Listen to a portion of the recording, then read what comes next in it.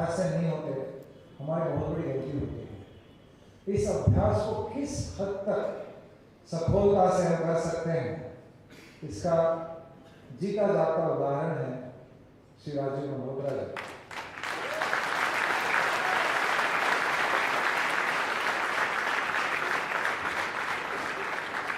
कुछ शब्दों में मैं उनके इंट्रोडक्शन यहाँ पर दी, बहुत लंबी चौड़ी है, लेकिन संक्षेप में कहूँगा कि इन्होंने खास करके 2 ग्रंथ लिखे हैं राजीव मल्होत्रा जी ने, जिनके नाम है breaking India and being different. Amazing books, ये बुक्स अवेलेबल होंगे, आप ज़्यादा समय इसके एक कॉपी ले सकते हैं।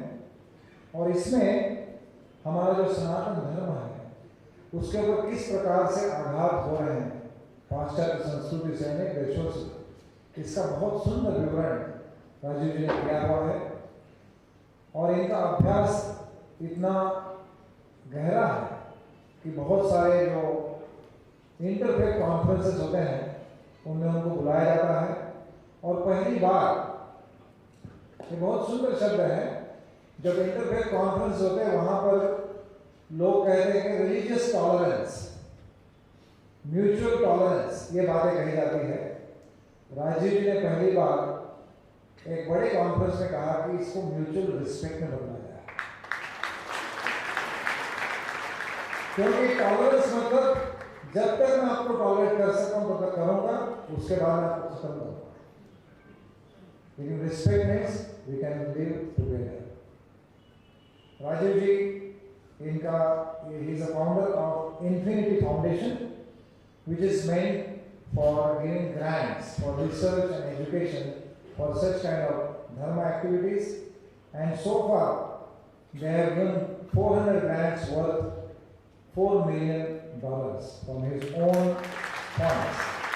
He is a very, very successful business person from New Jersey, and now he is traveling all over the world, particularly upholding the dharma principles against which everyone is trying to encroach upon our dharmic concepts.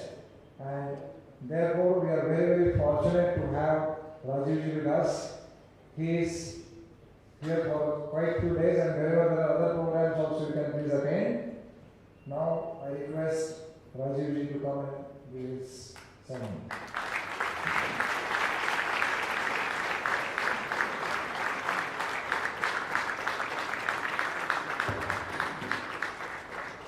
धन्यवाद।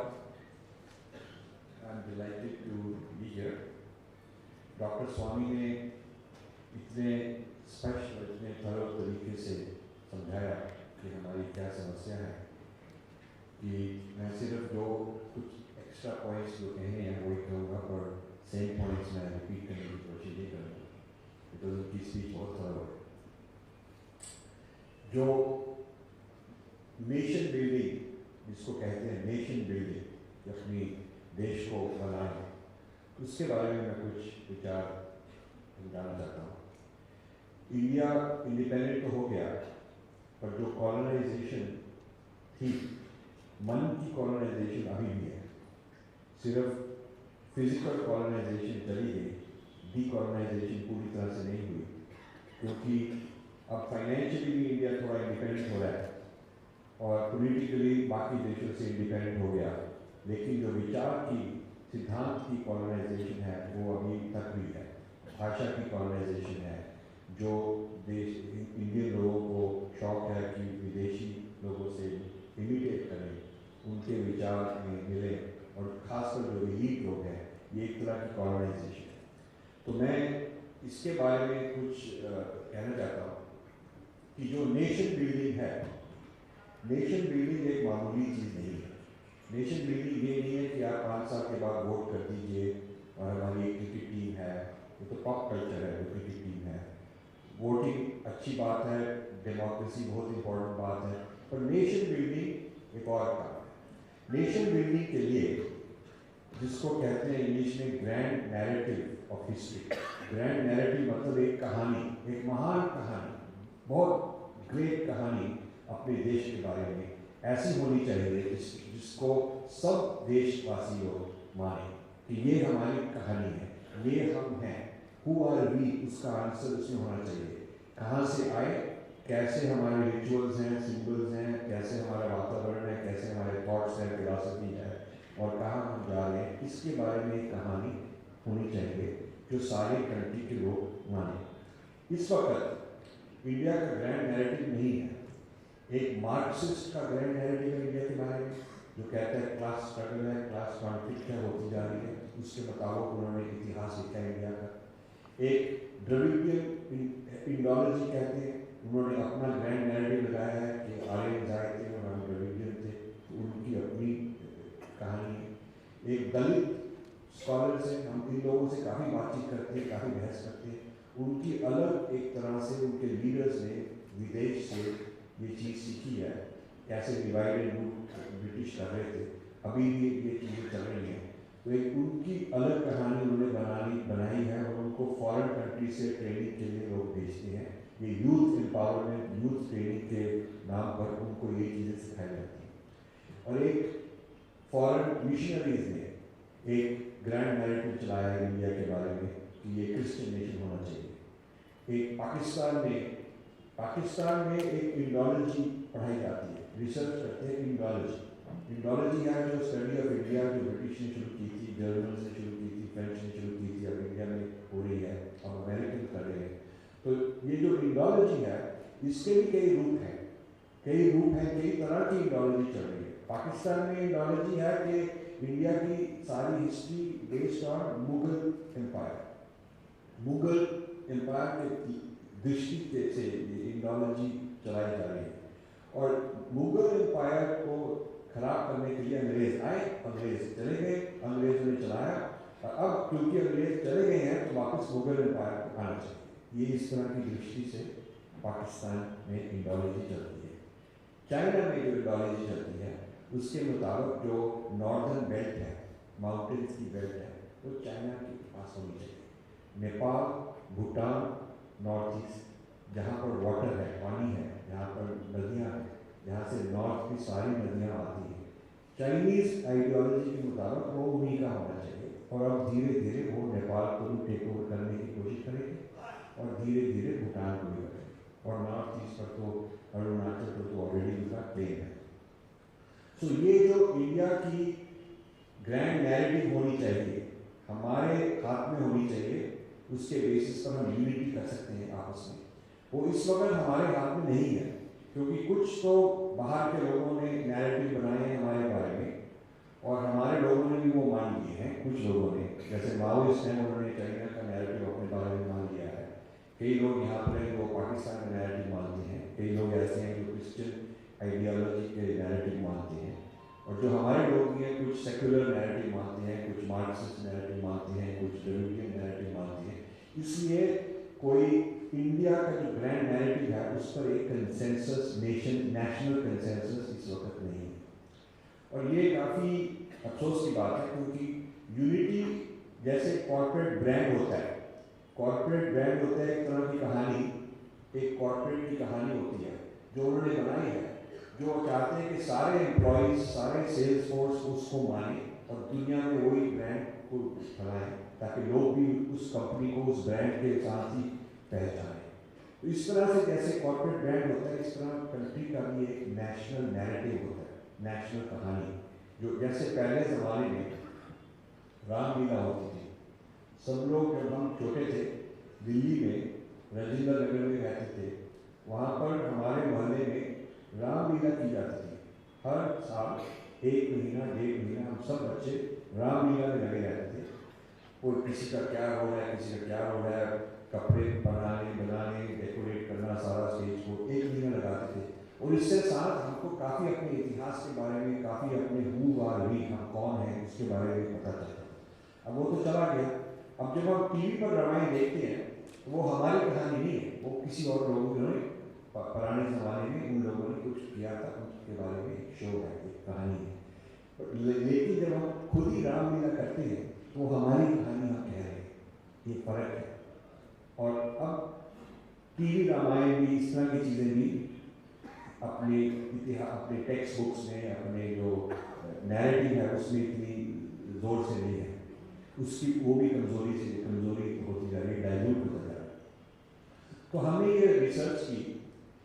बाकी देश कैसे अपना grand narrative बनाते हैं।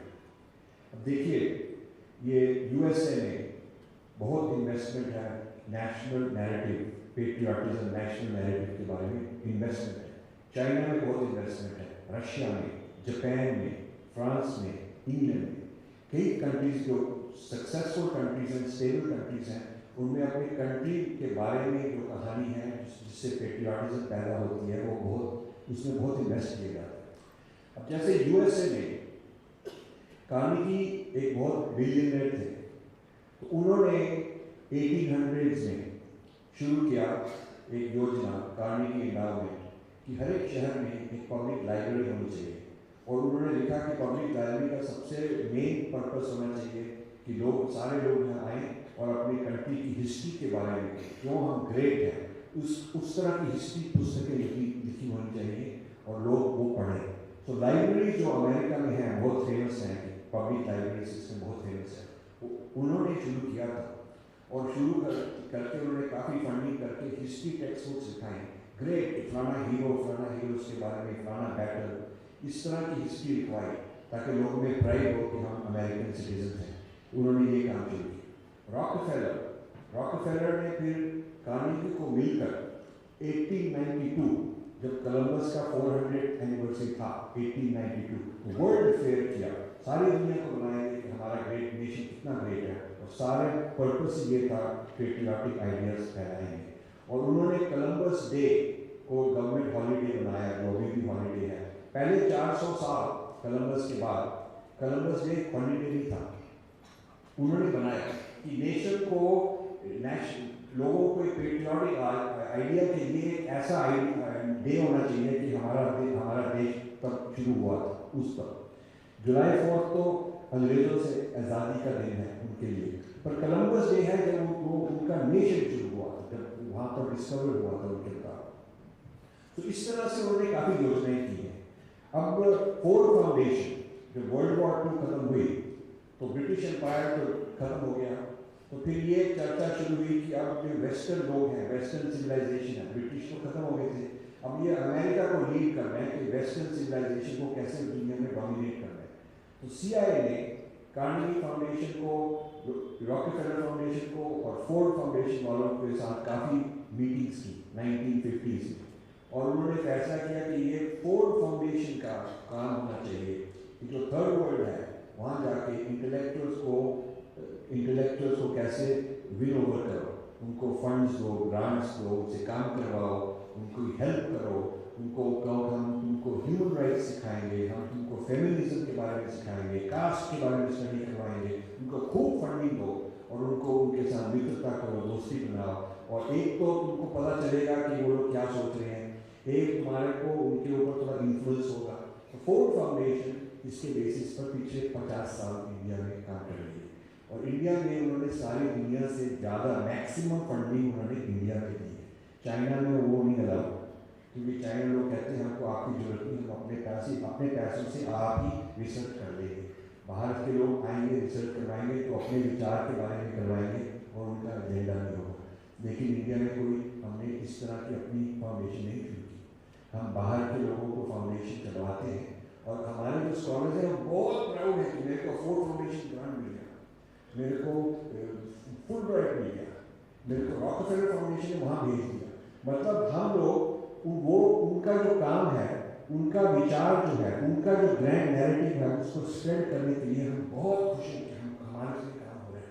देखिए ये इनको हम सिपाहीज कहते हैं, इंटेलेक्चुअल सिपाहीज, क्योंकि जो सिपाही थे ब्रिटिश टर्म था, जो वर्दी डालकर अंग्रेजों के झंडा लगाकर, वो इंडियन जो सिपाही था वो ब्रिटिश एम्पायर को इंडियनिस्ट चला रहे थे। जो जलियांवाला बाग में गोलियां चलाई थी वो इंडियन लोगों ने चलाई थी, जनरल डायर ने कमांड दिया था, पर इंडियन लोगों ने चलाई थी।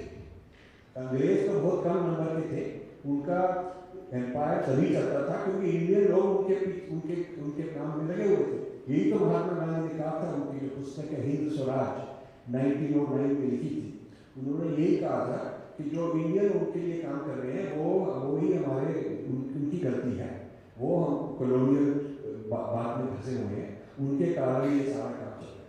तो अब ये कॉलोनियल रूल जो है वो उसने डायरेक्ट तरीके से नहीं चल रहा, अब ये बड़े इनडायरेक्ट तरीके से चल रहे हैं। अब हमने एक पुस्तक है ब्रेकिंग इंडिया, उसमें ये सिखाया है कि कैसा फॉरेन कंट्रोल से NGOs चलते हैं इंडिया में, कितने मिशनरीज चलती हैं। अब ये तो हो गया रिलीजन के बारे में, रिलीजन वाले जो फॉरेन कंट्रोल के हैं, लेकिन जो सेक्युलर है, जो फोर्ड फाउंडेशन से पैदा होते हैं, जो फोर्ड फाउंडेशन की तरह और भी कई योजनाएं हैं, फोर्ड फाउंडेशन तो बहुत बड़ी है, तो उस तरह की कई और 1-2 डजन और ऐसे योजनाएं हैं फॉरेन कंट्रीज की, जिनके थ्रू ये बहुत लोग इंटेलेक्चुअल्स को पैदा करते हैं, जर्नलिस्ट को आइडिया देते हैं कैसे लिखना है, कैसे नहीं लिखना। अब जैसे ये ब्रिटिश काउंसिल है, ब्रिटिश काउंसिल का इंडियन जर्नलिस्ट के साथ एक प्रोजेक्ट है कि हर साल वो कुछ जर्नलिस्ट को सिलेक्ट करते हैं, इंग्लैंड भेजते हैं, समर के मौसम में, इंडियन समर में वहाँ भेजते हैं, सारा कुछ पेड है, रास्ता आने जाने का, वहाँ उनको अच्छा VIP ट्रीटमेंट देते हैं, वहाँ ब्रेन वॉशिंग होती है, वो जर्नलिस्ट ट्रेनिंग कही जाती है कि कैसे लिखना है, क्या विचार है, तो वो आके फिर वैसे लिखते हैं। तो ये चीज़ें हो रही हैं पिछले 50 साल से, ये भी एक तरह की कॉलोनियल थिंकिंग है जो हमारे लोगों में है। और जैसे प्रॉब्लम अब डॉक्टर स्वामी ने कहा है, क्यों हुए ऐसे, क्या बात है कि हमारे लोगों की थिंकिंग ऐसे बन गई। हमारे लोगों के जो HRD डिपार्टमेंट है, वो पुस्तकें भी जो लिख रहे हैं हमारे कंट्री के अगेंस्ट बात की पुस्तकें लिख रहे हैं। उसमें विजयनगर पार का इतना नहीं लिखा होगा, और रंजीत सिंह का इतना लिखा होगा, और शिवाजी का इतना लिखा होगा, लेकिन औरंगजेब का लिखा होगा कि ये बहुत ग्रेट रूलर थे। इस तो ये जो आइडियोलॉजिकल एजेंडा है, ये अगली जनरेशन को इन्फ्लुएंस करता है, ये मीडिया को भी इन्फ्लुएंस करता है। अब देखिए, हमने हमारी ऐसे 4 पुस्तकें हो चुकी हैं, 2 में। सबसे पहली जो थी, उसका नाम था किंगबेरी द सेक्रेड। उस पुस्तक में हमने ये क्रिटिसाइज किया कि ये जो हिंदुइज्म के अगेंस्ट एकेडमिक स्कॉलरशिप होता है, ये कौन करता है, क्या उसका नुकसान होता है, ये किस विचार से करते हैं, कहाँ से फंडिंग आती है, और ये फिर ट्रेनिंग हमारे सब जगह मिलती है, हमारे देश में कैसे ठहराई जाती है बात, पहली बुक वो थी। अब वो पुस्तक में जो एक परंपरा है, 3-4 तरह की बहुत इंपॉर्टेंट परंपराएं हैं अमेरिकन यूनिवर्सिटी सिस्टम में, यूरोपियन यूनिवर्सिटी सिस्टम में, इंडियन यूनिवर्सिटी सिस्टम में, जो बिल्कुल एंटी हिंदू हैं, उनके बारे में हमने खोज की और उनको एक्सपोज किया। वो परंपराएं, एक परंपरा के जो लीडर है वेंडी डॉनेकर, उसके बारे में बहुत हमने बहस की, उसके बारे में बहुत देखा।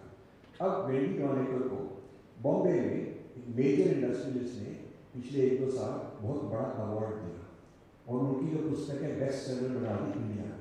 अब हम उनसे लड़ाई कर रहे हैं, और हम उनको एक्सपोज कर रहे हैं, और जो हमारे संत साधु हैं, जो ज्ञानी हैं, जो नॉलेजेबल हैं, वो जानते हैं हमने क्या लिखा, और हमको वो सपोर्ट करते हैं उनके अगेंस्ट। लेकिन क्योंकि वो विदेशी हैं, वो वेस्टर्न हैं, वो बड़े सोफिस्टिकेटेड हैं, वो बड़े लोग हैं, और उनके पास जोड़ते मिलके जो लोग उनको फंडिंग देंगे, जो उनको सपोर्ट करेंगे, उनको अमेरिका ले जाया जाएगा, उनको थोड़ी इज्जत होगी, उनको बहुत प्रेस्टीज होगी, तो इस करके हमारे लोग उन लोगों को फंडिंग देते हैं। बॉम्बे में कभी भी हमारी पुस्तक को रिव्यू नहीं किया, एक पुस्तक को भी किसी भी ने रिव्यू नहीं किया, किसी टीवी में हमको इन्वाइट नहीं किया, वो बॉयकॉट करते हैं क्योंकि जो हम लिखते हैं वो सुनना नहीं चाहते। लेकिन उस तरह के लोग जो हमारे बिल्कुल अगेंस्ट हैं, उनको हर रोज टीवी पर बताया जाता है, उनके बारे में बहुत रिस्पेक्ट दी जाती है। सो ये जो कॉलोनियल माइंडसेट है अभी भी है, और हमारे लोगों में भी है। अब ये नारायण मूर्ति है इन्फोसिस के, उन्होंने $15 मिलियन ग्रांट एक शेल्डन पॉलक जो है संस्कृत के स्कॉलर US में, उनको दिया। अब शेल्डन पॉलक आर्यन थ्योरी में बिलीव करते हैं, उनकी पुस्तकों में लिखा है आर्यन डिवाइड। अब मेरे अनुसार किसी को पैसा देने के पहले उसकी पूछताछ करनी चाहिए कि इसका विचार कैसा है, ये किस नियत का है, इसका क्या ट्रैक रिकॉर्ड है। अब जो बिजनेसमैन है वो अपनी इन्वेस्टमेंट किसी कंपनी में करने से पहले उनकी पूछताछ करेगा, ड्यू डिलिजेंस कहते हैं इसको। लेकिन जब $15 मिलियन स्कॉलरशिप के लिए दिया, तो ये पूछताछ भी करनी चाहिए थी उनको, और पूछताछ के बिना दे दी, और फिर उनको पद्म भूषण भी अवार्ड मिल गया शेल्डन पॉलक, क्योंकि उनके काफ़ी इंडिया में सपोर्टर्स हैं। सो इंडिया में जो इंटेलेक्चुअल्स हैं या सूडो इंटेलेक्चुअल्स हैं या सेकुलरिस्ट हैं या मार्क्सिस्ट हैं, जो भी आपको कहना है, वो इस तरह के विदेशी लोगों से जुड़े हुए हैं जो एंटी इंडियन, एंटी भारतीय थिंकिंग है उनकी। सो ये हमारे लोगों की भी गलती है, और हमने इन लोगों को अवार्ड्स दिए हैं, हमने इन लोगों को गवर्नमेंट अवार्ड्स दिए हैं, प्राइवेट इंडस्ट्री के अवार्ड्स दिए हैं, इन लोगों को मीडिया में फैलाया गया। अब ये जो हमने चौथी किताब लिखी है जिसका नाम है इंद्राज नेट, इंद्रजाल। इंद्रजाल एक अथर्व वेद में है, मतलब ये सारे संसार, सारी दुनिया, सारा जगत एक जाल है, उसके बारे में समझाया गया कि कैसे इंद्रजाल की फिलॉसफी है, सब कुछ इंटरकनेक्टेड है। वो इसका मतलब ये है। अब इसकी बुक रिलीज डॉक्टर स्वामी करेंगे 27 को। अब ये जो आइडिया है,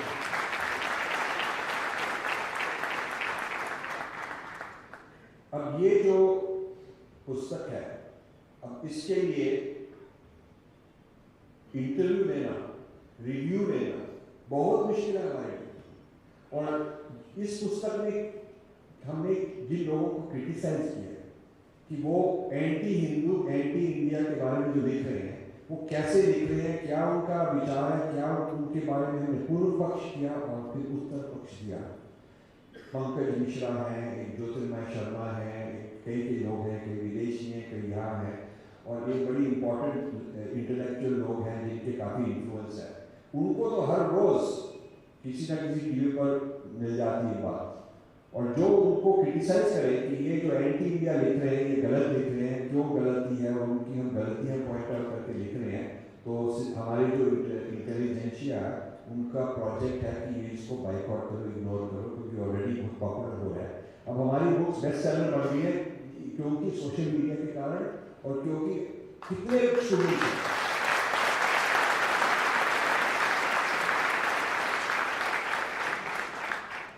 अब देखिए, जो कंट्री की नेशनल यूनिटी है उस तरह के उसके कई तरीके हो सकते हैं। लैंग्वेज यूनिटी हो सकती है, जैसे चाइना में मैंडरिन लैंग्वेज है, पहले नहीं थी, पहले कई तरह की लैंग्वेजेस थी, और अब मैंडरिन लैंग्वेज वालों ने बाकी सबको कंट्रोल में लगा दिया, मैंडरिन स्टैंडर्ड हो गई, वो एक यूनिटी है उनके पास। जापान में एक यूनिटी लैंग्वेज की है, फ्रांस में एक यूनिटी लैंग्वेज की है, इंग्लैंड में एक यूनिटी लैंग्वेज की है, रशिया में एक यूनिटी लैंग्वेज की है। तो कई कंट्रीज में तो लिंग्विस्टिक यूनिटी है, कई कंट्रीज में एथनिक और रेशियल यूनिटी है। जैसे जापानीज बहुत होमोजीनियस है, उनमें आपस में डाइवर्सिटी नहीं है, बड़े होमोजीनियस है। चाइना में डाइवर्सिटी है थी, पर जो हान चाइनीज कहलाते हैं वो एक पर्टिकुलर रेस है, उन्होंने बाकियों के ऊपर कंट्रोल किया हुआ, तो उनकी जो विचार है, उनकी जो रूल्स हैं वो अप्लाई करते हैं, तो उन्होंने कंट्री को ऐसे रखा हुआ। इस तरह से अब लैंग्वेज यूनिटी भी हो सकती है, कई जगह एथनिक यूनिटी हो सकती है, कई जगह ऐतिहासिक यूनिटी हो सकती है। अब अमेरिका में ऐतिहासिक यूनिटी के बारे में बहुत इन्वेस्ट किया जाता है, बहुत बड़े मॉन्यूमेंट्स, यहाँ पर आईमैक्स थिएटर में जाके लोग 200-300 लोग एट ए टाइम, खूब आईमैक्स थिएटर के हमारे कंट्री का कितना ग्रैंड है, परेड्स होती हैं, जैसे यहाँ रिपब्लिक डे परेड होती है, वहाँ पर कितनी परेड होती है, और हर फुटबॉल गेम के पहले नेशनल एंथम सब लोग खड़े होकर बोलते हैं, और जो अमेरिकन फ्लैग है वो एक तरह का देवता है अमेरिका के, तो बहुत उसकी आदत होती है अमेरिकन फ्लैग की। बहुत हर एक जगह जाओ, कार डीलर, तो कार डीलर कितना बड़ा अमेरिकन फ्लैग लगा हो, कोई रेस्टोरेंट है या कोई ऐसी जगह है, कोई खास गवर्नमेंट जगह नहीं है, किसी भी जगह जाओ बहुत बड़ा अमेरिकन फ्लैग लगा होता है, आप जो भी जाए देखेंगे। तो एक तरह की पेट्रियाटिज्म बनाने के लिए इन्होंने ये चीज़ें निकाली है। बच्चा जब होता है, छोटा होता है, किंडरगार्टन से उसको सिखाया जाता है फाउंडिंग फादर्स, मतलब जो हमारे देश के ग्रेट लोग थे, उनके बारे में सब सिखाया जाता है, क्या हमारा बैटल हुआ जब हम जीते, ये किया वो किया, उनके बारे में। अब दिल्ली में, यदि आप दिल्ली को और वॉशिंगटन को कंपेयर करो, वॉशिंगटन में है जेफरसन मेमोरियल, जेफरसन ग्रेट था, लिंकन मेमोरियल, ये मेमोरियल फलाना। अब दिल्ली में होना चाहिए हर एक जो हमारे ग्रेट एम्परर्स हो चुके हैं, ग्रेट राजा हो चुके हैं, हर एक के बारे में कुछ होना चाहिए, हर एक के बारे में कोई आईमैक्स थिएटर होना चाहिए, हर एक के बारे में कोई परफॉर्मेंस होनी चाहिए ताकि लोगों को एजुकेशन मिले। लेकिन हमारी ऐसी मिनिस्ट्री ऑफ कल्चर इस चीज़ों में नहीं लगी। वो कल्चर हमारे गवर्नमेंट के अनुसार जो कल्चर है वो एक तरह का बॉलीवुड पॉप कल्चर है, बॉलीवुड पॉप कल्चर। तो ये जो रियल डीप कल्चर है हमारी संस्कृति का, वो उनमें नहीं है। अब हमने देखा जो चाइना के लोग हैं, चाइना के लोग ने ट्राई किया कि ये जो पुराने ज़माने का ग्रैंड नैरेटिव है ये गलत है, ये चाहिए नहीं। उसको कहते थे माओइस्ट कल्चरल रेवोल्यूशन। माओ ने कल्चरल रेवोल्यूशन करवाया कि जो पहले के रिलीजन है वो छोड़ो, जो पहले की आइडियोलॉजीज हैं, पहले के मंदिर हैं, बुद्धिस्ट मॉनेस्ट्रीज हैं, इनको सबको अलग करो, इनकी कोई ज़रूरत नहीं। पुरानी जो लिखी हुई चीज़ें निकालो ताकि हम मॉडर्न बन जाएंगे और सबको सेम कपड़े डालने चाहिए। कोई मतलब पुराने ज़माने के साथ जुड़ना नहीं चाहिए। इसको कल्चरल रेवोल्यूशन कहते थे और इसमें वो 20 साल लगे थे। तो वो जब माओ गए, उनके जो सक्सेसर्स थे उन्होंने देखा कि ये सक्सेसफुल नहीं है, ये फेलियर है, क्योंकि लोगों को अपनी पास्ट इतिहास से जुड़ना चाहिए और उनको जुड़ने की ज़रूरत है। और जो इस तरह के लोग हैं जो बिल्कुल उनको पता ही नहीं हम कहाँ से आए, कौन आए, तो उनके माइंड में भी, मन में भी शांति नहीं होगी, वो प्रोडक्टिव सिटीजन भी बनेंगे। अब चाइना ने ये दोबारा शुरू किया है अपनी इतिहास, अपनी स्टोरी, अपनी महान स्टोरी, ग्रैंड नैरेटिव को समझाने के लिए बहुत प्रोजेक्ट शुरू किए। और सारे यूनिवर्सिटीज में, सारे स्कूलों में उनको एक तो मैंडरिन सीखनी पड़ती है, first language. English after a certain age, बचपन में मदर टंग, जिस भाषा में वो समझेंगे, सोचेंगे, मीडियम ऑफ इंस्ट्रक्शन वो मैंडरिन है। इंग्लिश एज ए लैंग्वेज सिखाई जाती है but not as a medium of instruction Mandarin है। तो ये हमारे देश में ये चीज़ें नहीं हैं। अब तो हम तो इंग्लिश इतनी चल रही है।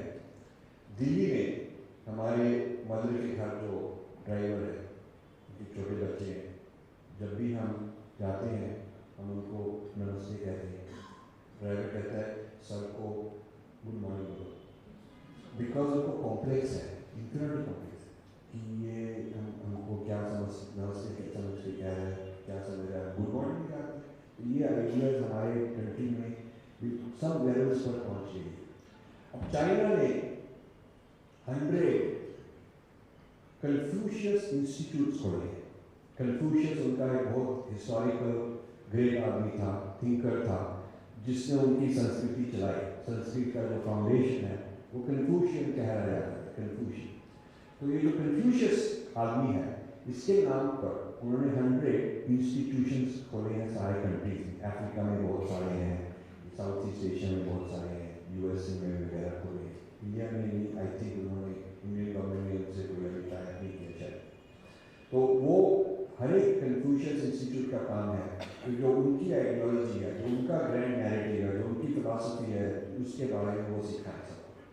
तो जो चाइना ने कई चीज़ों में इन्वेस्ट किया है, Chinese history of science and technology, उसके ऊपर 30 वॉल्यूम्स हो चुकी हैं। कि चाइना ने पेपर निकाला, मैथमेटिक्स में क्या किया, ये इस चीज़ों में, उस चीज़ों में, हर एक के ऊपर बारे में 30 वॉल्यूम्स निकाला। अब हमने, हमारी छोटी सी फाउंडेशन है, हमारी छोटी सी फंडिंग है, तो हमने कहा कि ऐसा कुछ इंडिया में भी होना चाहिए इंडिया के बारे में। तो हमने करीब 12 साल हुए एक योजना शुरू की, हमारी फंडिंग और हमारे अपने आप चलाई, history of Indian science and technology. हम 20 वॉल्यूम का योजना शुरू की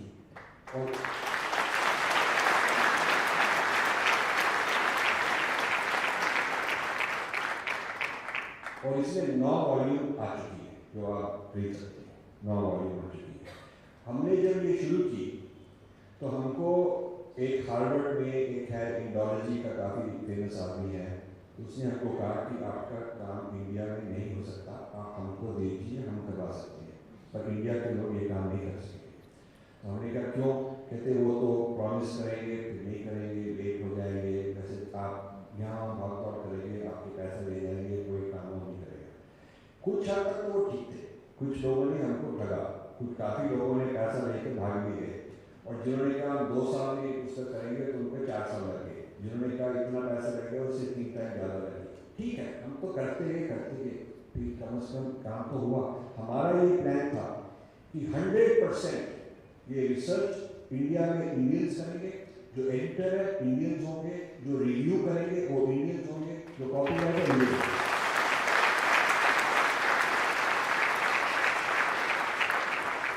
क्योंकि सपोज समझो हम कहीं और से लिखवा लेते हैं, तो वो जो लिखता है और उसके स्टूडेंट्स हैं, उनमें जो नॉलेज आती है वो भी तो बाहर रहेगी ना।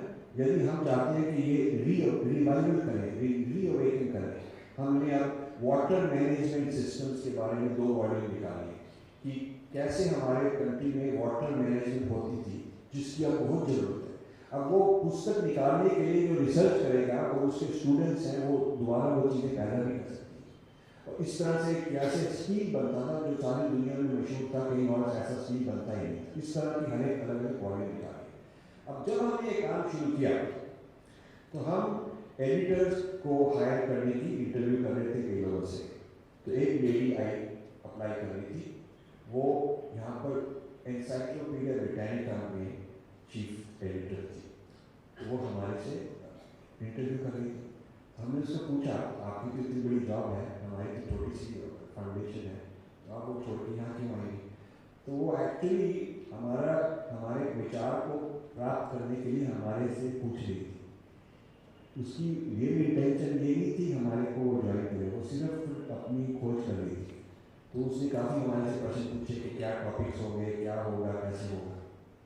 तो खैर बातचीत नहीं हुई, लेकिन कुछ दिनों के बाद उसके जो बॉस था उसकी कॉल आई कि हम चाहते हैं कि आप ये प्रोजेक्ट एनसाइक्लोपीडिया ब्रिटानिका को दे दो, हम करेंगे, इंडिया को लिए बहुत जरूरी है, हम करेंगे, और आपको फंडिंग की जरूरत नहीं, हम ही करेंगे, ये आप अपनी सारी नॉलेज है जो कुछ अभी की है हमको दे दो।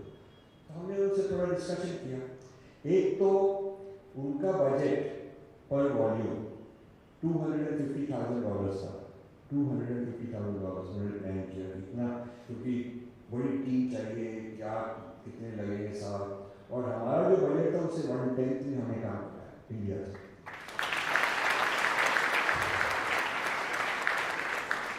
लेकिन मेन प्रॉब्लम था वो अग्रीमेंट में कुछ क्लॉज उन्होंने ट्राई किया कि editorial control will be from our headquarters in London. हमने उनको जवाब किया कि ये तो फिर दोबारा हमको आप कॉलोनियल रूल नहीं लाए, यदि आपका विचार होगा तो मतलब हम अपने बारे में भी, अपना इतिहास, अपना साइंस हम भी खुद में लिख पाएंगे, और आपकी परमिशन के साथ ही जो आप मानेंगे वही लिखी जाएगी। तो ये कॉलोनियल जो इंटेलेक्चुअल कॉलोनियल सिस्टम है ये बहुत स्ट्रॉन्ग है आज का। विकीपीडिया में बहुत कॉलोनियल माइंडसेट है, एंटी हिंदू एंट्रीज बहुत सारी हैं। हमारे बारे में जो एंट्री है, सुभाष टाक के बारे में जो एंट्री है, वेदांत के योग के बारे में एंट्री है, कौन लिखता है, क्या अलाउड है, कितना अलाउड है, ये सब कंट्रोल किया जा रहा है। और विकीपीडिया ने कितने सारे इंडियन लोगों को दिल्ली में भी, बॉम्बे में भी उनके अपने बनाए हुए हैं। वो लोग अब उनका जो काम, उनका जो चौकीदारी है इंडियन लोग करते हैं, इंडियन लोग। सो ये जो नॉलेज है, एक बहुत इंटर सिविलाइजेशन, एक सिविलाइजेशन वर्सेस दूसरी सिविलाइजेशन, ये कंपटीशन चल रहा है।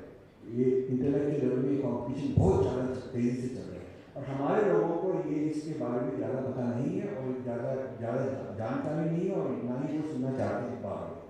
वो तो मेरे कहना ये है कि जब तक हम विचारधारा अपने बारे में कंट्रोल, अपने हाथ में कंट्रोल नहीं करेंगे, और इंडिया के बारे में जो स्टडी किया जाता है हमारी दृष्टि से, हमारे लोगों से स्टडी ना हो, कि जब तक वो नहीं हम कर पाएंगे और बाकी लोग ही हमको स्टडी करेंगे, तो हम एक तरह से उनके गुलाम ही रह तब तक।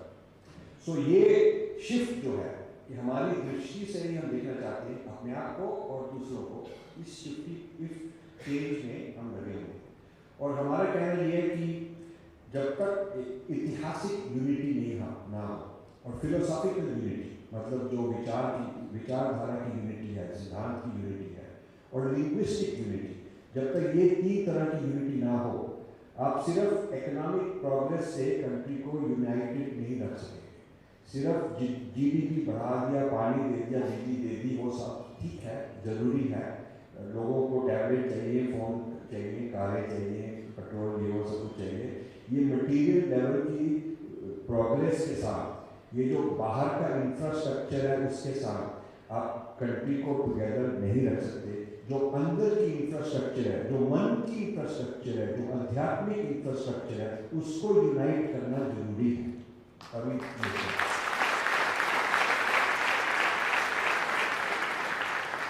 तो मैं फिर फाइनल पॉइंट ये कहना चाहता हूँ कि जैसे फॉरेन कंट्रीज में उनकी फाउंडेशंस बहुत स्ट्रॉन्ग हैं, private foundation, Ford foundation, Rockefeller foundation, England में भी है, फ्रांस में भी है, रशिया में भी सभी है, चाइना में भी बहुत है। और जो गवर्नमेंट है, गवर्नमेंट का बहुत स्ट्रॉन्ग हाथ है इसमें कि हमारी नेशनल नैरेटिव, जो नेशनल इतिहास, फिलॉसफी, ये चीज़ें ये बहुत अच्छी तरह से पावरफुल तरीके से समझाई जाए, इनका बहुत स्ट्रॉन्ग यूनिटी हो, और इसी फाउंडेशन से हम देश को जोड़ सकते हैं। और उसके साथ जो प्राइवेट बिजनेसमैन हैं, बिलियनियर्स हैं, वो उनको फंड करने के लिए फाउंडेशन बना रहे हैं। इंडिया में ना तो गवर्नमेंट को इस चीज़ का शौक है, और ना ही हमारे अभी तक इंडस्ट्रियलिस्ट फोर्ड फाउंडेशन का मुकाबले के फाउंडेशन बना सके। अभी तक तो ये चीज़ नहीं है। और अभी तक जो हिंदू का पैसा जा रहा है, वो काफ़ी लोगों का तो पैसा इधर उधर स्कैटर्ड फ्रैगमेंटेड तरीके से जा रहा है। कभी यहाँ दे दिया, कभी वहाँ दे दिया, कभी वहाँ दे दिया, सेक्युलर दे दिया किसी को, कोई मार्क्सिस्ट कॉज है उसी को दे दिया। अब हम आ रहे थे यहाँ से यहाँ आने के लिए, हमको कोई किसी ने बताया कि ये एक बहुत बड़ा मंदिर है, तो इसलिए अभी जीसस की फोटो डाल दी। तो हमने पूछा जीसस की फोटो डालने के क्या फ़ायदा, उनका डाल दी, किसी ने डाल दिया, कोई किसी को डाल दी। तो इस तरह से हम लोग मिक्सड अप हैं, बड़े कंफ्यूज लोग हैं। हमको पता, हम लोग ये काम गवर्नमेंट नहीं कर पाए, एजुकेशन सिस्टम नहीं कर पाए। हम चाहते हैं कि जो गुरु हैं, आचार्य हैं, हमारे हिंदू संप्रदाय के लोग हैं, उनको करनी चाहिए। लेकिन हमको ये हमने उनसे भी बहुत देर बहस की है। अब कई तो हैं, जैसे जगन्नाथ जी हैं, वो हमसे जुड़े हुए हैं, उनको पूरा पता है कि क्या प्रॉब्लम है, कैसे करना है। पर कई लोग ऐसे, बहुत इंपॉर्टेंट लोग भी ऐसे, जो कहते हैं कि हमको इस चीज़ का कोई परवाह नहीं, क्योंकि हमारी दुकान चल रही है, जो हमारी छोटी सी ऑर्गेनाइजेशन है वहाँ चल रही है, ठीक हो रहा है, तो हम बाकी विशालता से क्यों बाकी चीज़ों को प्रॉब्लम को अपनाएं। और कई लोग ये भी कहते हैं कि सब रिलीजन सेम है, कुछ इसमें जरूरत भी नहीं लड़ने की, चाहे वो ये रिलीजन का हो चाहे उसका हो, कोई फर्क ही नहीं पड़ता। तो यदि हमारे जो ट्रांसमिट करते हैं हिंदू धर्म को, नेक्स्ट जनरेशन को ट्रांसमिट करते हैं, उनको भी एजुकेशन चाहिए, उनको भी ये नई तरह की विचारधारा उनके लिए भी पहुँचानी चाहिए। तो इसलिए काम तो बहुत बड़ा है, और हमने छोटे तरीके से ये शुरू किया, जितना कर सकते हैं उतना अपनी तरफ से करें, और आप लोगों की सहायता से और भी आगे करें। धन्यवाद।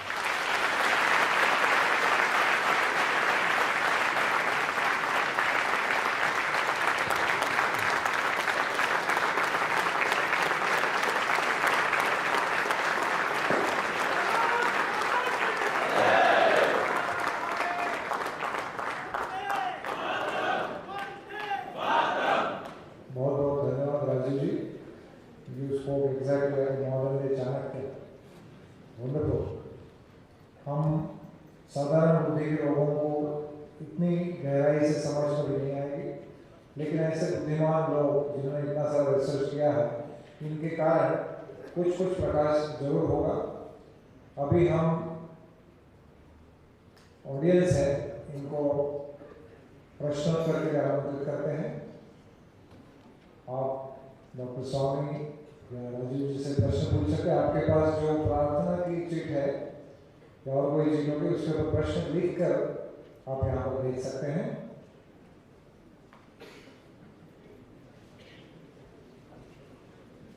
You have volunteers?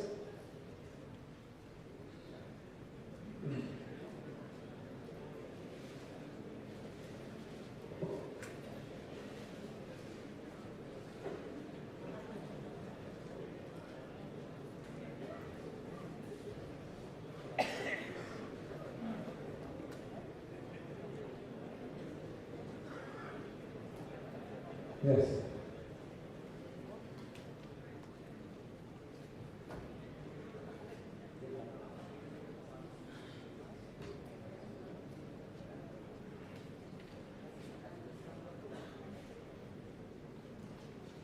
I think this question goes to Rajiv ji. Anybody has a mic? Mic? Yeah, pass mic. Good. Rajiv, you will have to answer this question with a short question. Is there any relation between ARC and Ford Foundation?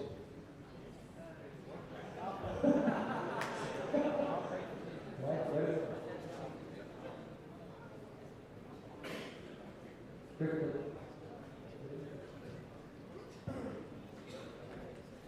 Relation between ARC and Ford Foundation. But first I'll tell you that I am working on a book on Ford Foundation's impact on India. And they are very scared about India.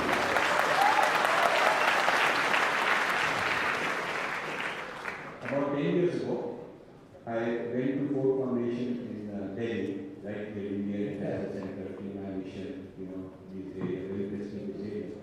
And I said, I have come to learn more about your great projects in India. And is there a library? Can I look at all your project reports? So they were very nervous. They said, hey, we have nothing like this. Somebody is asked to go here. They made me run around. And then I had a friend in the Home Ministry. He said, yeah, I'll find out for you as a unofficially. And he also came back and said, the Ford Foundation says they do not have any information about what they have been doing for 50 years. They do not have any information on that in India.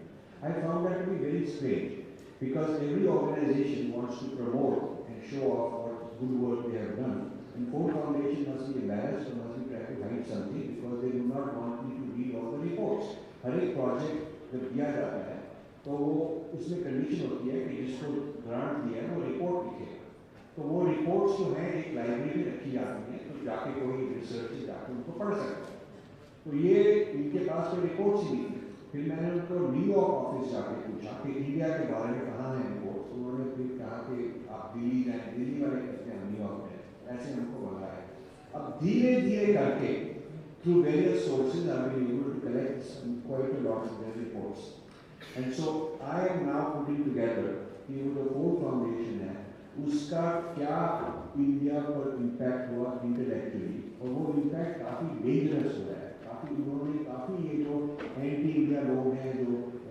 Separatist type thinking है जिनकी उन लोगों को खूब पैसा दिया है उनको खूब इनकरेज किया उनको खूब फॉरेन फंडिंग किया now as far as ARC is concerned I do not have at this point in time because ARC is so new इतनी न्यू चीज़ है कि I do not have at this point in time that answer but I would not be surprised कि ARC में कई लोग कई thinkers the background is linked with Ford Foundation, I will not be surprised at all. Thank you.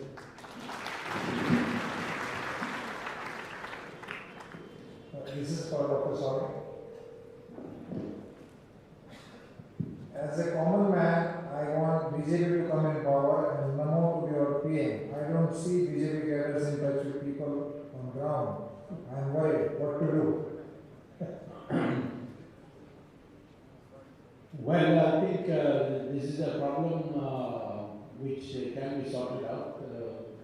I'm surprised to hear this. I don't know where you live. Do you live in Himalayas or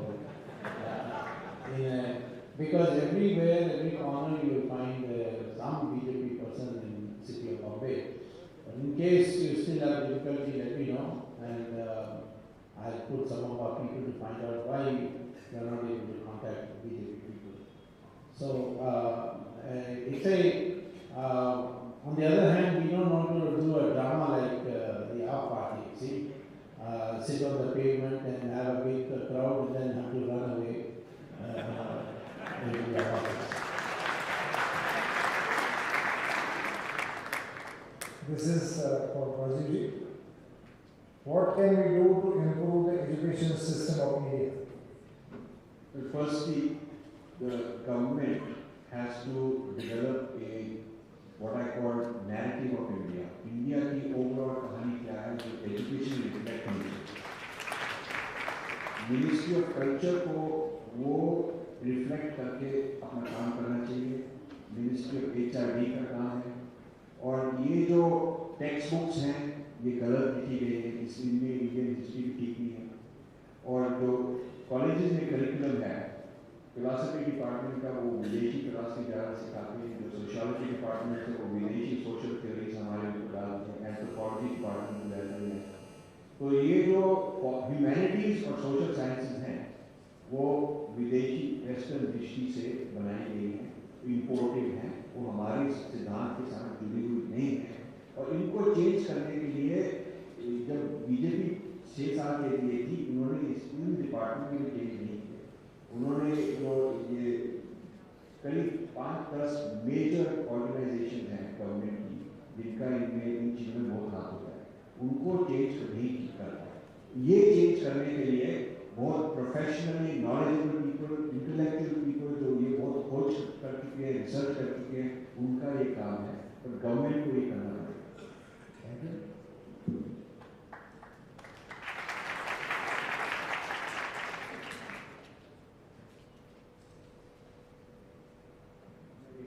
एक और point है, अब ये एक दिल्ली में है ICCR, Indian centre for cultural research, जिसके Indian council जिसके हेड है करण सिंह।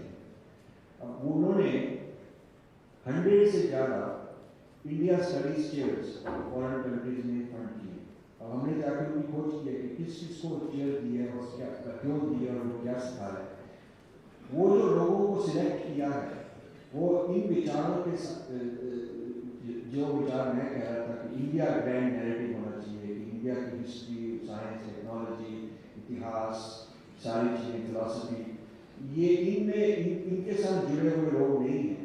वो अपनी पॉलिटिकल तरह के लोग हैं, उनको खुश करने के लिए कोई माइनॉरिटी का है, कोई यहाँ का है, कोई वहाँ का है। ये इस नाते उन्होंने 100 से ज़्यादा एकेडमिक चेयर्स बाकी कंट्रीज में फैलाई हैं, जिस जो कि 1000 करोड़ से ज़्यादा उनका खर्चा हुआ है। ये कंट्री का खर्चा करके कंट्री के जो हार्म करेगा, जो कंट्री का नाश करेगा, उस तरह की योजनाएं हमने शुरू की।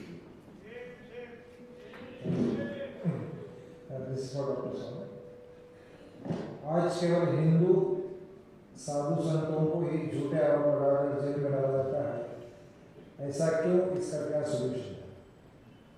ऐसा नहीं करते तो इसको मैं राक्षसी सरकार नहीं कहता, तो वो तो हमें एक्सपेक्ट कर रहे थे ऐसा होगा। हम लोगों को जानना चाहिए कि इसके पीछे एक बड़ा षड्यंत्र है, और हमने देखा है कि एक 90 साल के एक संत उड़ीसा में उनकी हत्या की गई, और आज तक उसके कोई इंक्वायरी नहीं हुआ। कई साधु संतों को झूठे केसेस में बोगस FIR उसमें अंदर किया। शंकराचार्य कांची उनको मर्डर चार्ज, इन्हें एक संत जो वो भी उतना उच्च एक शंकराचार्य के पीठ के एक जो प्रमुख हैं, उनके ऊपर ऐसा डाला गया। और रामखेल में कोर्ट ने क्या कहा, इसमें एक भी छोटा सा सबूत नहीं है, और उन्होंने सबको रिहा कर दिया। तो मैं तो समझता हूँ कि आज की परिस्थिति में ऐसा होगा, इसके लिए हमें लड़ना होगा, संघर्ष करना होगा। और ये इसके पीछे यही है जो अंग्रेज़ों के काल से तय था कि जो हमारे हिंदू गुरु हैं, उनके में लोगों का जो आस्था है उसको तोड़ना है। उस आस्था को तोड़ने के लिए यही हो रहा है, और हमारे मीडिया इसमें पूरा साथ दे रही है। क्या करना है वो मुझे आप मई एंड में पूछिए।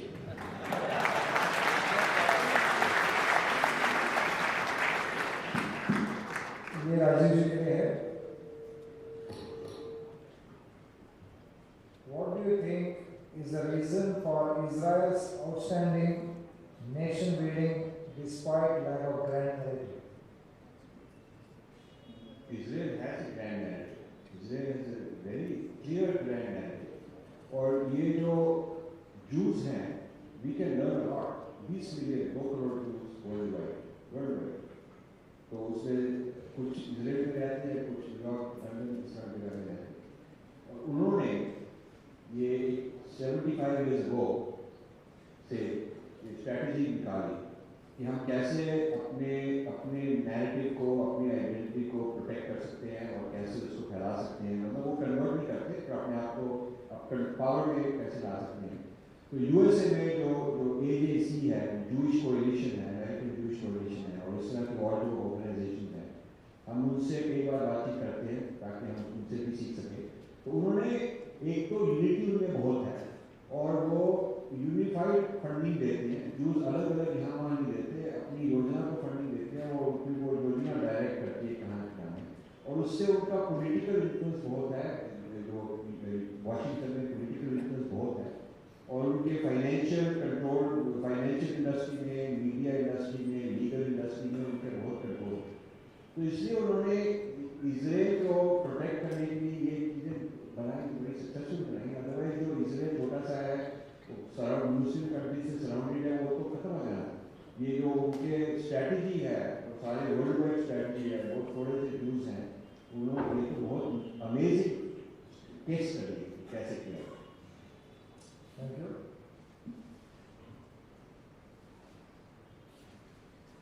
ये शायद डॉक्टर स्वामी के लिए है.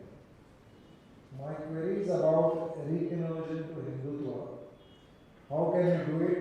And if we do it, when a person comes back, what caste he belong? Well, the answer is the original idea of the Varna was based on the concept of division of labor. Two great rishis, Bhrigu and Bhardwaj, identified 4 sources of power in society: knowledge, weapons, wealth, and land. And they felt that the best society is one where these 4 sources of power are decentralized. That is, if somebody has knowledge, he should not have weapons, he should not have wealth, should not have land. If somebody has weapons, he should not make policy on how to use that weapon.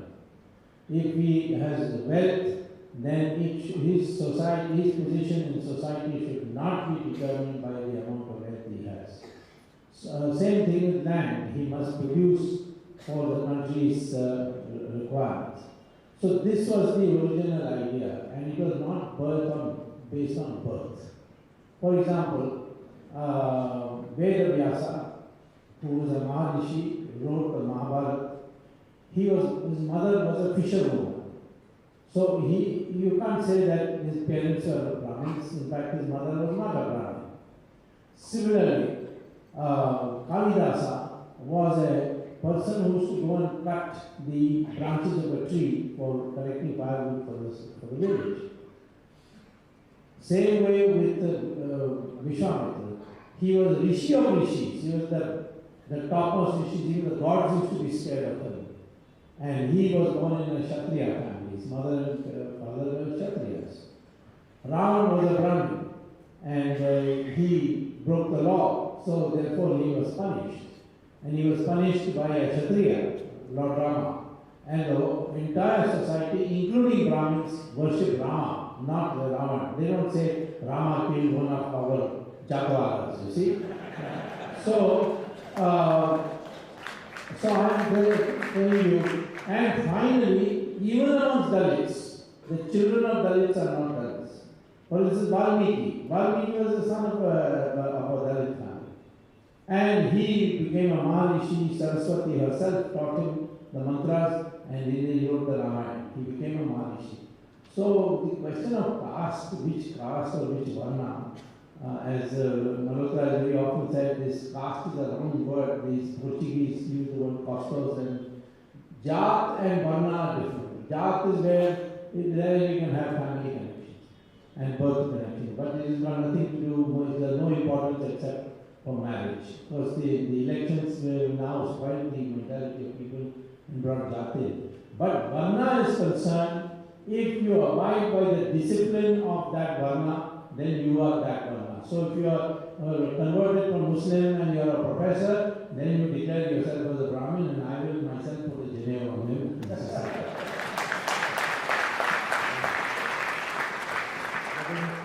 We are running out of time, so this is the last question to both of them. Thank you very much, sirs, for inspiring us in nation building and voting our mission. My question is how, at individual level, we can contribute to Ayurvedic or nation building. If there is only one thing you have to do or can do, learn Sanskrit. That's all.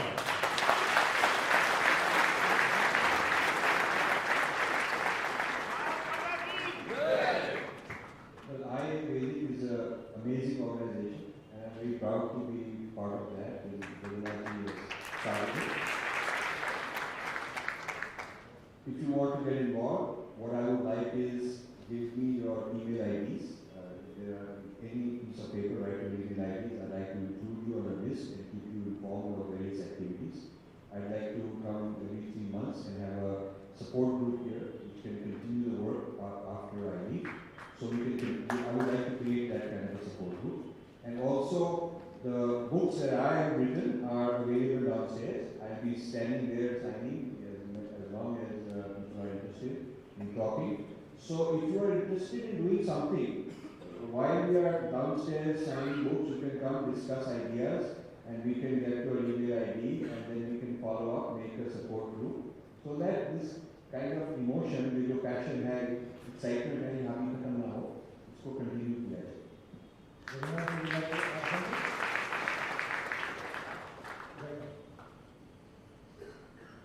I would just like to mention that all those people who are convinced with this concept which we presented, CAPS. If you want to wear the Dharma cap, you need to follow caps: character, action, philosophy, and sentiment. And if you are willing to take this responsibility to live a life of a great experience of sacrifice, service to the nation, to the Dharma, we have a lot to offer to all of you. I was sharing with one person that experience is not got, the divine experiences are not got by physically or mentally trying to exercise the emotions, sitting in front of God and struggling with why I'm not feeling those ecstasies. It is only gotten by completely offering yourselves in the service of Dharma, fearlessly, passionately, with guidance, of course. So you all are very much welcome to join us. Please, we have our volunteers, and if you are willing to set up such kind of units in your cities and towns, we also have that concept also. We want to spread all over India. We are already working to spread it in various countries. We have already formed models in 4 countries. So if you have any contacts or you have some intelligence to help us in that, you please contact our volunteers. Thank you all very much. So thank you all very much. Now we are coming towards the end of the program. Just to remind you that some of you have still not registered now, and you can walk in directly. So please register, because so that we can be in touch with you, you can be part of us. Ayurvedic is also the affiliation of various Dharma organizations together. That is the main goal, and everyone trains each other in the concept of the caps, that means having this character, because most of the Hindus, they have to first become Hindus. That is our problem. We are actually not practicing English. So let us begin with ourselves first, understanding what is Dharma, practice it. And then we can definitely fight any kind of forces which come against us. Now I request Dr. Naina Vasani to please come here to give vote of thanks.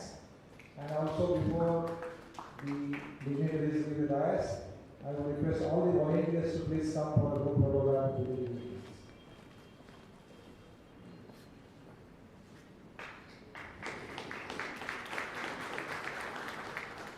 जय मां भारती।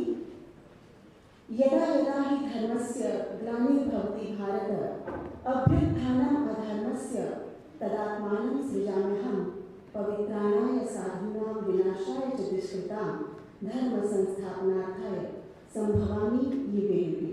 और आज इसी कारणवश आज के इस युग में आयुर्वेदिक ऑर्गेनाइजेशन का सनातन संस्कृति की रक्षा के लिए जन्म हुआ है और इसलिए मैं आप सभी के सहयोग का बहुत बहुत धन्यवाद करती हूँ।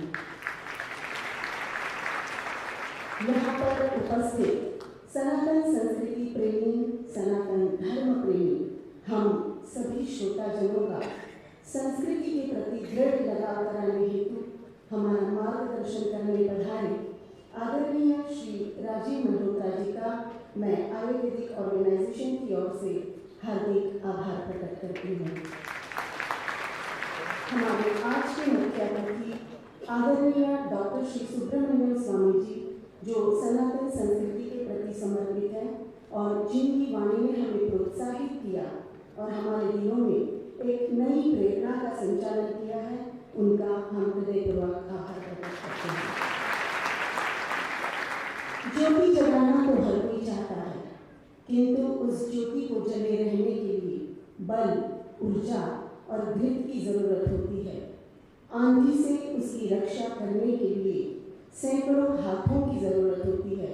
आज इस ज्योति को जलाने का प्रयास आयुर्वेदिक ऑर्गेनाइजेशन ने किया है, तो इस ऑर्गेनाइजेशन के प्रेरणा स्रोत एक बहुत बड़ा आधार ऐसे साधु श्री जगन्नाथ प्रिय जी का हम हार्दिक आभार प्रकट करते हैं। हमारे इस कार्यक्रम के मार्गदर्शक हमारे स्वयं डॉक्टर अजय संके जी का हम हार्दिक आभार प्रकट करते हैं। आयुर्वेदिक ऑर्गेनाइजेशन के हर एक पदाधिकारी ने जिस लगन से इस मंच पर हम सबको एकत्रित किया है, उनका भी हम आभार व्यक्त करते हैं। धर्मो रक्षति रक्षितः का सनातन सिंहनाद आज यहाँ से जो उठा है, उसकी आज जलने वाली ज्योत को हर एक हृदय में प्रज्वलित कर उसकी रक्षा करने वाले हमारे हाथ अर्थात आप सभी श्रोतागण का हम हार्दिक आभार प्रकट करते हैं।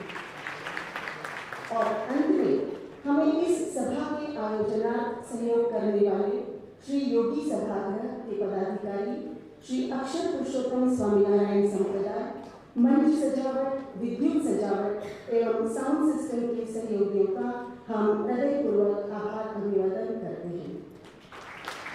धर्म की रक्षा हम करें तो हम स्वयं रक्षित हो जाएंगे। इस भावना के साथ हम राष्ट्रगीत वंदे मातरम का गान करके यहाँ से सनातन संस्कृति का रक्षा का वचन लेकर ही प्रयाण करेंगे। आप सभी से नम्र निवेदन है, कृपया राष्ट्रगीत के लिए